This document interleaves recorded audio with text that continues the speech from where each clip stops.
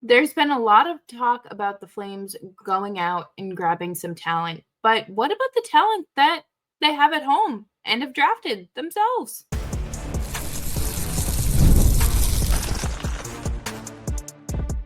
You're Locked On Flames, your daily podcast on the Calgary Flames. Part of the Locked On Podcast Network, your team every day.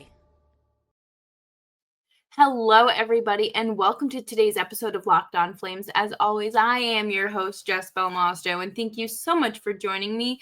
Today, we're going to talk about the idea, the process of homegrown talent, and maybe it's time to promote some of these guys that you drafted and have been through the AHL and are maybe ready to take that next step into the NHL, as well as players that, came up through the Flame system that either, left in free agency, but were still like good homegrown players, or players that left too early because of premature decisions, or, just Sam Bennett.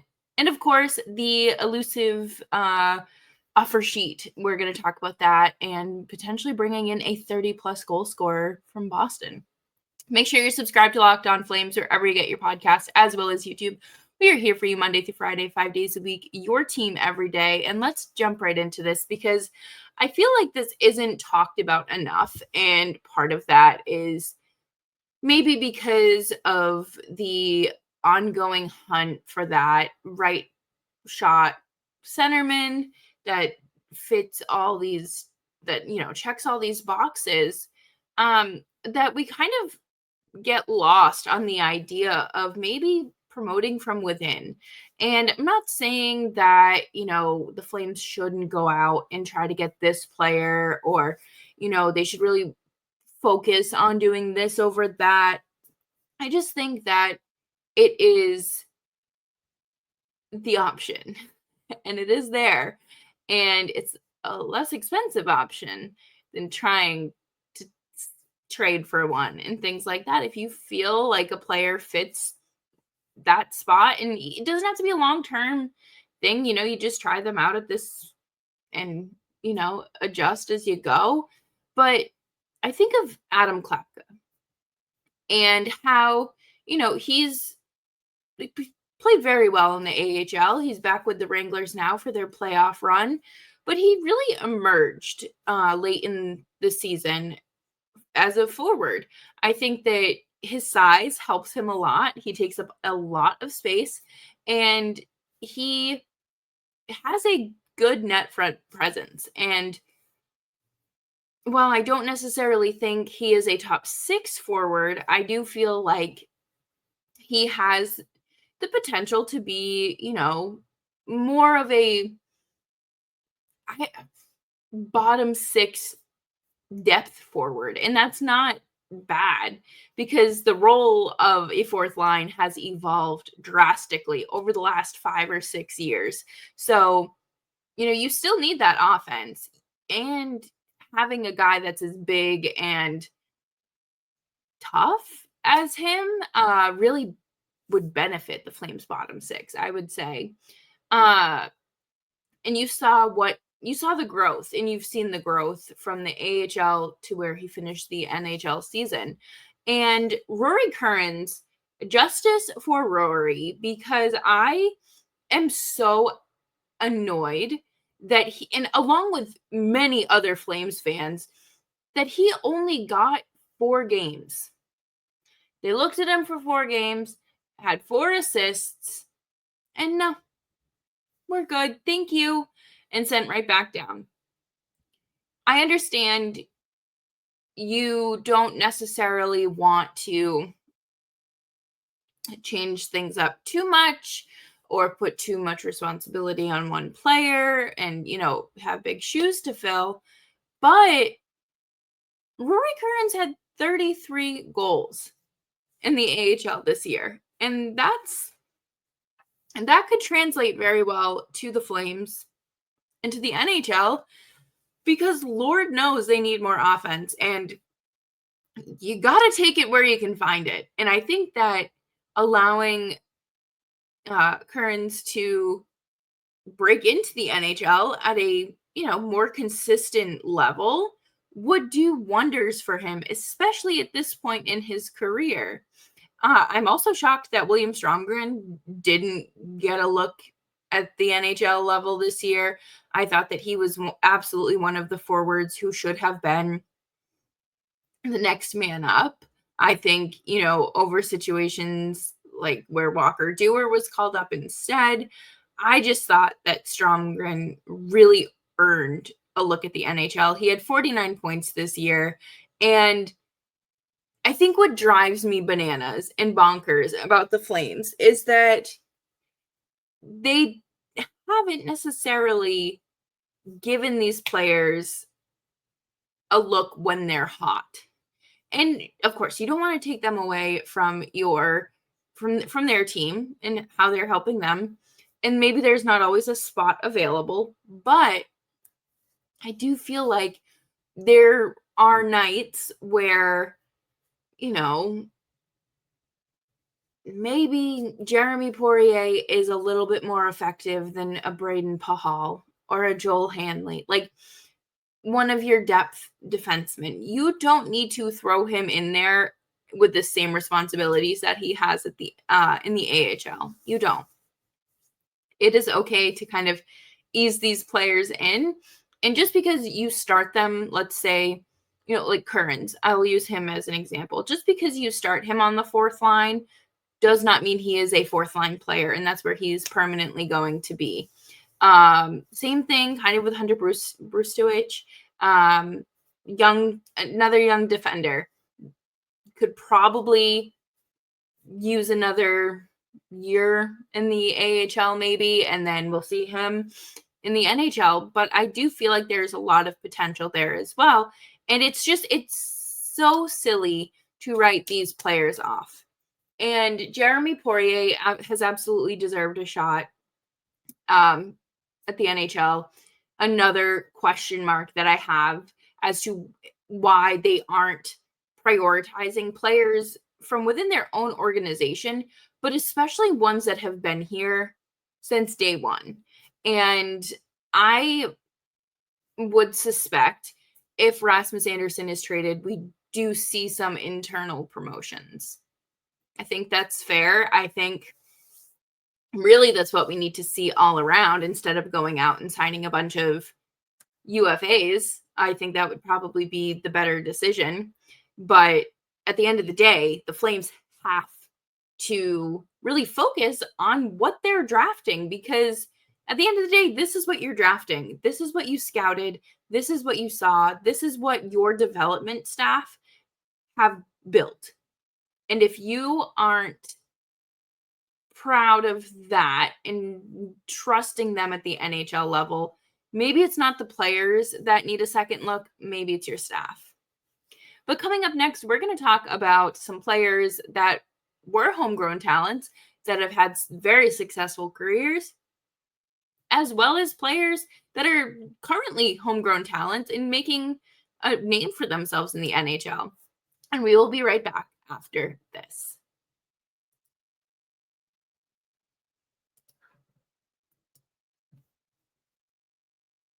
The NBA playoffs are almost here, and FanDuel is giving new customers an incredible way to get in on the action.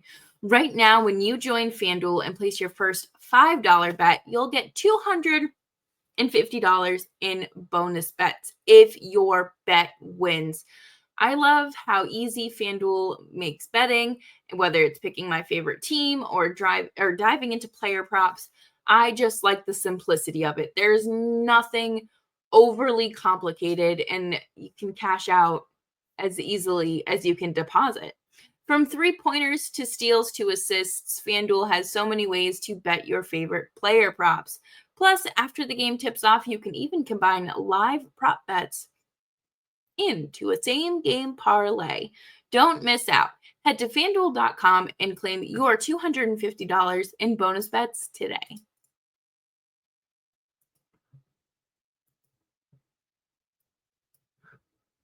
Thanks everyone for hanging out with me today on Locked On Flames. Make sure you're subscribed wherever you get your podcasts, as well as YouTube. Okay, so let's preface this with, there are trades that are going to be discussed that had to happen for one reason or another, right? We're going to talk about the Sean Monahan trade, and talk about Sam Bennett trade, GL leaving in the expansion draft, Matthew Tkachuk. Like, there are a lot of players that the Flames have drafted and developed that end up going separate ways. But they are still very talented players that, you know, should be looked at. And, you know, where did they start and how did they get to where they are now? I think about Rasmus Anderson. We talk about Rasmus Anderson a lot on this podcast, and it's probably going to be that way for most of the offseason. But I think with Rasmus Anderson, about how he talked about how he was a brat. He was a punk when he was drafted. He was fat. He was lazy. He was out of shape. And Ryan Huska whipped his butt into shape. He got the conditioning. He got, you know, on a real NHL, AHL, like professional athlete nutritional plan, and he put in the work, and his coaches worked him. They rode him like a dog and made sure that he did what he needed to do, and he has become a fantastic top 4 defenseman. I think last year was likely an outlier, so I don't even want to put too much weight into that. But to go from a player that really had nothing to bring to the table, and a lot of, I guess, like, negatives, to a player that is highly sought after is pretty neat. It goes to show you not only his work ethic, but the determination and discipline, I guess would be the right word, for you know, from the coaching and the consistency and what they didn't let up on. Obviously, Dustin Wolf didn't play too much time in the AHL. He had 2 seasons, MVP both times, All-Star both times, goalie of the year once, you know, pretty solid resume there just in the AHL alone. 7th round draft pick, almost didn't get drafted, and the Flames took a chance on him. They trusted their scouts. And here you have one of the best, maybe eventually, one of the best American goaltenders of all time. Now, is that too soon to say after 1 year in his career? Yeah, probably. But I do think that he has shown over the years that his consistency and skill it keeps getting better. So I have faith in that. But I look at Matthew Tkachuk, right? I look at the Flames obviously drafted him high. Kind of a no-brainer there. Played in the OHL for a little bit. But he grew in the, gosh, I guess, was it 3 seasons? 2.5 if you count the bubble seasons that I got to cover him for. You watched him grow as a player, skill set wise, personality wise, temperament wise, and skill level. And you can't just write someone off. You can't just write Sam like you wrote Sam Bennett off. And I do think that the Sam Bennett trade it had to happen because no one was taking him, I don't know if seriously is the right word, but they were missing out on a great talent. They were missing out. They were misusing misusing him as a whole. I don't think that there's, you know, any other way to put it than they just didn't want to do anything. And that's bananas to me because you see what he's been doing in Florida really immediately since he's gotten there, and he has been a big time playoff performer. And every time I see that he scores, I just think to myself, oh, what could have been. And it's a shame because I really hope that the Flames use these last 7 years to learn from. And it stinks because I look at this group, right? Gio, Johnny, Monahan, Bennett, Kachuk, like just those few players alone. Like you look at those names and it's like that group should have won a cup or, at least had a few deep playoff runs, and they didn't. And I'm hopeful that the Flames look and learn from the past to make the right mistakes for the future. And, Sean Monahan was traded, obviously as a cap dump, but he was not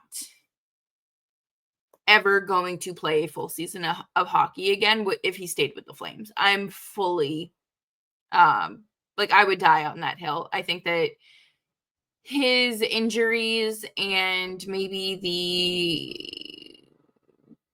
team doctors maybe allowing things to go on for too long and then just kind of letting things kind of snowball into bigger injuries or whatnot. But I look at Sean Monahan this season, and yes, he did have a few injuries, but nothing too long term, and he still had a great year. He made a great season out of his first year in Columbus, given the circumstances. I look at the Flames roster right now, right? Matt Coronato and Connor Zary are two excellent forwards in the Flames group that I think are exactly why you should continue to look within your organization and develop those standout players like a William Stromgren and a Rory Kerins. It's right there in front of you. And I get it. Obviously you want them to play consistent time in the AHL and get those reps in, but at some point you gotta let them join the show. And Martin Pospisil too. I know that he had a down year this year. The sophomore slump kind of smacked him in the face. But I think that he's another good example of another depth player that the Flames have in their organization. Should they be focusing on, really beefing up their top six? Yeah, absolutely. They should. But let's focus on one thing at a time. It's a marathon, not a sprint. But coming up next, we're going to wrap up the show with some offer sheet talk because the Flames have over $34 million in cap space this summer. And that could get you some pretty nice, shiny things.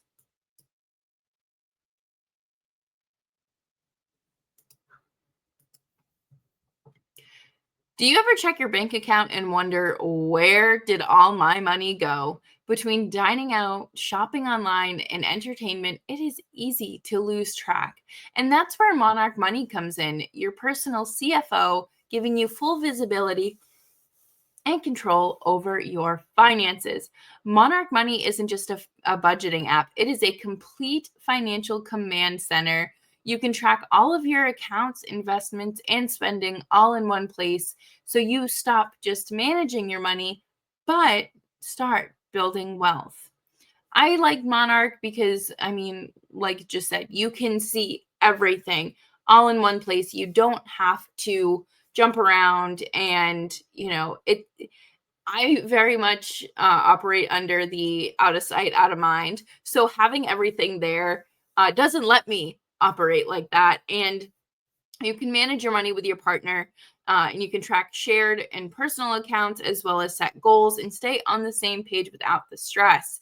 Take control of your finances with Monarch Money. Use code LOCKEDONNHL at monarch.com for 50% off of your first year. That's monarchmoney.com, code LOCKEDONNHL for half off of your first year.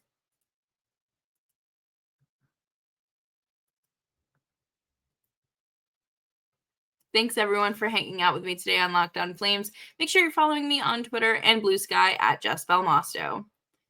So we hear a lot about offer sheets, and they're not really done a whole lot because there are stipulations that a team has to have in order to offer sheet a player. So what is an offer sheet? An offer sheet is for restricted free agents. There's some risk that goes into offer sheeting players because the original team that this player is currently signed with has 7 days to counter your offer, but the team must use their own draft picks for the compensation. So you can't, like this year, the Flames wouldn't be able to offer sheet someone. Well, I guess like last year they wouldn't have been able to because of when the draft was. They didn't have their own first round pick. So next year they do. So they can offer sheet them.